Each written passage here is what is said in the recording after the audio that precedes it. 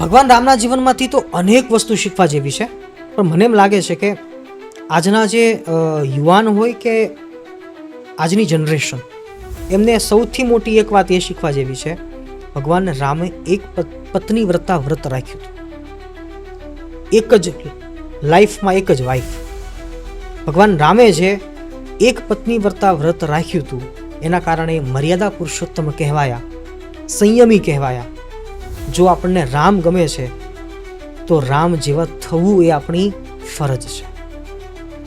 તો જીવનમાં જે એક પાત્ર ગમ્યું પછી કમ્પલસરી એમને સમર્પિત થઈને રહેવું. કે આજની જનરેશનમાં ચીટ આવી ગયું હે ને, ચીટ થવા માંડ્યા છે ને એકાબીજા પરસ્પર, બીજી ત્રીજી બધી વસ્તુ આવી ગઈ. હવે તો જૂનું થઈ ગયું કે બ્રેકઅપ થઈ ગયું.